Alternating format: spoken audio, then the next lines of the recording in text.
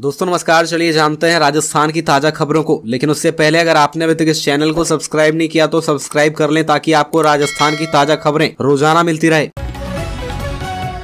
सबसे पहली और बड़ी खबर, पायलट बोले पेपर लीक पर कार्रवाई में समय क्यों लगता है। पूर्व डिप्टी सीएम सचिन पायलट ने पेपर लीक और करप्शन के मुद्दे पर एक बार फिर नाम लिए बिना सीएम अशोक गहलोत पर निशाना साधा है। कहा, आज प्रदेश में कहीं लूटपाट और भ्रष्टाचार होता है तो उसके खिलाफ हमें आवाज बुलंद करनी पड़ेगी। मैंने भ्रष्टाचार के खिलाफ आवाज बुलंद की। हो सकता है कि कई लोगों को ये बात पसंद नहीं आए, लेकिन मुझे इसकी परवाह नहीं है। मैं भ्रष्टाचार के खिलाफ लड़ता रहूंगा। पायलट शनिवार को बाड़मेर में मंत्री हेमाराम चौधरी के बेटे की याद में बनाए गए हॉस्टल के लोकार्पण के बाद सभा में बोल रहे थे।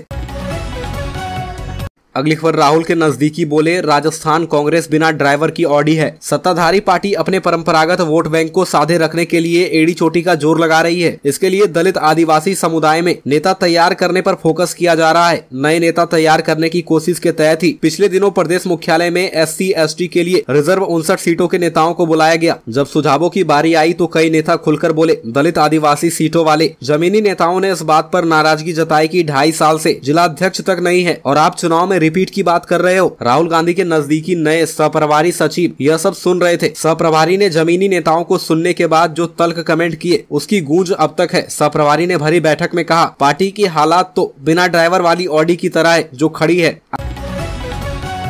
अगली खबर, राजस्थान में कांग्रेस को चौतरफा घेरेगी भाजपा। कर्नाटक में 10 मई को विधानसभा चुनाव है। इसी दिन भाजपा राजस्थान में विधानसभा चुनाव के लिए एग्रेसिव कैंपेन की शुरुआत करेगी। भाजपा के 4 बड़े नेता कांग्रेस पर हमला करेंगे। इसकी शुरुआत प्रधानमंत्री नरेंद्र मोदी 10 मई को सिरोही के आबू रोड में बड़ी सभा से करेंगे। दक्षिण राजस्थान भाजपा का गढ़ माना जाता है। यहाँ से अभियान शुरू करने के पीछे रणनीति है कि पहले से मजबूत सीटों पर पकड़ और ज्यादा मजबूत की जाए। इसके बाद कमजोर सीटों पर फोकस किया जाएगा। दक्षिण में जहाँ मोदी आबू रोड से कांग्रेस पर हमला बोलेंगे, वहीं मई में सीकर जयपुर की कमजोर सीटों को लेकर केंद्रीय गृह मंत्री अमित शाह और रक्षा मंत्री राजनाथ सिंह का दौरा प्रस्तावित है।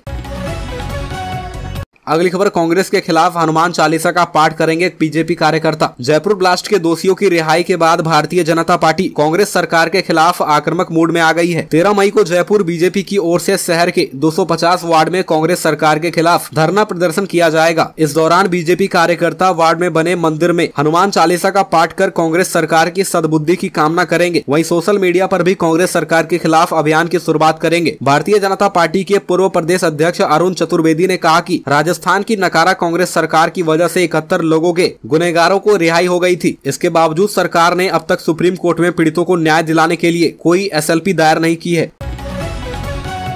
अगली खबर, उदयपुर दौरे पर पहुंचे राज्यपाल कलराज मिश्र। साल 1971 में पाकिस्तानी सेना को शिकस्त देने वाले भारतीय आर्मी के युद्ध टैंक T-55 का राज्यपाल कलराज मिश्र ने शनिवार को उद्घाटन किया। मोती मगरी स्थित महाराणा प्रताप स्मारक पर इसका उद्घाटन हुआ। राज्यपाल मिश्र ने कहा कि यह युद्ध टैंक भारतीय सेना और देश की सुरक्षा से जुड़े जज्बे का प्रतीक है, जो हमेशा यहाँ की पीढ़ी को याद दिलाता रहेगा कि तुम हमें देखो और प्रेरणा लेकर युद्ध में दुश्मनों का परास्त करके ऐसी स्थिति का निर्माण करो कि दोबारा कोई नजर रखने का प्रयास न करे। राज्यपाल ने कहा कि महाराणा प्रताप स्वाधीनता संघर्ष के ऐसे नायक थे जिन्होंने अपनी मातृभूमि की आजादी के लिए राजपाट का वैभव त्याग कर अरावली की घाटियों और दुर्गम वनों में रहना स्वीकार किया। उन्होंने कभी अपना सर नहीं झुकाया, ना किसी से समझौता किया। अकबर की बड़ी सेना को अपनी छोटी सी सेना से मात दे दी।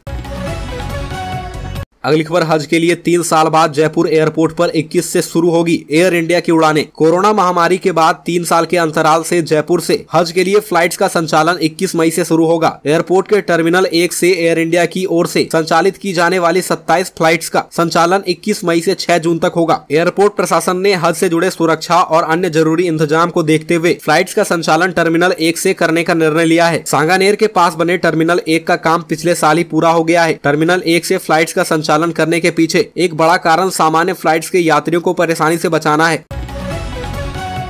अगली खबर, उदयपुर कलेक्टर मीना बन सकते हैं RPSC सदस्य। पेपर लीक मामले में फंसे कटारा की सदस्यता समाप्त। पेपर लीक मामले में राजस्थान लोक सेवा आयोग के सदस्य बाबूलाल कटारा की गिरफ्तारी के बाद सरकार ने आयोग में बदलाव की तैयारी शुरू कर दी है। सदस्यता के लिए 59 वर्षीय IAS अधिकारी व उदयपुर कलेक्टर ताराचंद मीना का नाम चर्चा में है। दरअसल कटारा को सदस्य पद से हटाने की कागजी कार्रवाई भी पूरी हो चुकी है। बस राष्ट्रपति द्रौपदी मुर्मू की हरी झंडी मिलने का इंतजार है, यानी अगले महीने तक नया सदस्य भी मिल सकता है। मीना की सेवानिवृत्ति 30 जून 2024 को है। अगर उन्हें अभी सदस्य बनाया जाता है तो उन्हें पद छोड़ना होगा।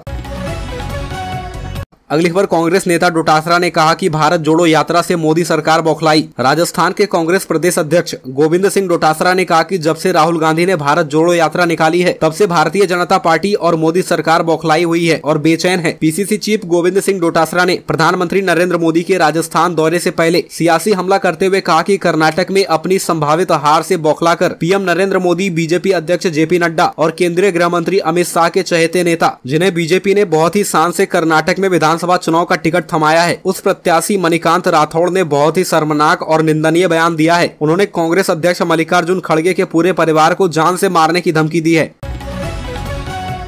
अगली खबर, राजस्थान में रीट थर्ड ग्रेड टीचर्स के तबादलों से हटेगा बैन। शिक्षा मंत्री बीडी कल्ला का बड़ा बयान। Rajasthan REET third grade teachers के तबादले लंबे समय से अटके हुए हैं। जानकारी की माने तो चुनावी साल है, सरकार शिक्षकों को नाराज नहीं करना चाहती है। शिक्षा मंत्री ने तबादले को लेकर संकेत दिए हैं। शिक्षा मंत्री बीडी कल्ला का कहना है कि ट्रांसफर पॉलिसी तैयार कर कार्मिक विभाग को भेजी जा चुकी है। ऐसे में कार्मिक विभाग से अप्रूवल आने पर तबादला होना शुरू हो जाएगा। गौरतलब है कि थर्ड ग्रेड शिक्षकों के ट्रांसफर पिछले 12 सालों में 2 बार हुए हैं। ऐसे में थर्ड ग्रेड शिक्षकों को तबादले से बैन हटने का इंतजार है।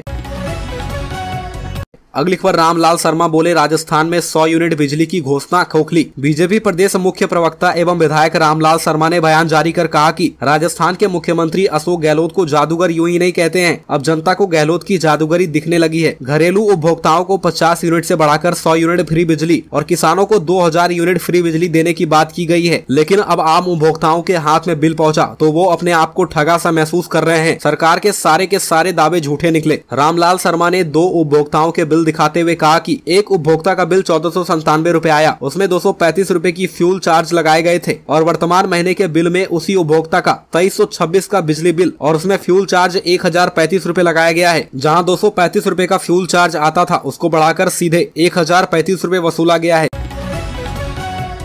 अगली खबर, फिल्म द केरल स्टोरी पर कंगना रनौत ने दिया बयान। कहा जो फिल्म का विरोध कर रहे हैं वो खुद आतंकवादी है। 5 मई को रिलीज हुई फिल्म द केरल स्टोरी को लेकर काफी विवाद चल रहा है। जहां इस फिल्म में सच्चाई दिखाने का दावा किया गया है, वहीं कई पॉलिटिकल पार्टी इस फिल्म के विरोध में नजर आ रही है। हाल ये है कि इस फिल्म को बैन करने तक की मांग उठाई जा चुकी है, लेकिन कोर्ट ने इस याचिका पर सुनवाई करने से ही मना कर दिया था। हालांकि प्रधानमंत्री नरेंद्र मोदी ने इस फिल्म का जिक्र करते हुए इस फिल्म को आतंक पर आधारित बताया। वहीं अब एक्ट्रेस कंगना रनौत ने भी इस फिल्म पर बयान दिया है। कंगना रनौत ने इंटरव्यू में रिएक्शन देते हुए कहा कि देखिए, मैंने फिल्म देखी नहीं है, लेकिन फिल्म को बैन करने की बहुत कोशिश की गई है। मैंने आज ही पढ़ा, अगर मैं गलत हूं तो मुझे करेक्ट कीजिएगा। उन्होंने कहा कि मुझे लगता है कि इस फिल्म में ISIS के अलावा किसी के बारे में भी गलत नहीं बताया गया है। ऐसा नहीं है कि मैं उन्हें आतंकवादी कह रही हूँ। हमारा देश, होम मिनिस्ट्री और अन्य देशों में भी उन्हें ऐसा कहा है।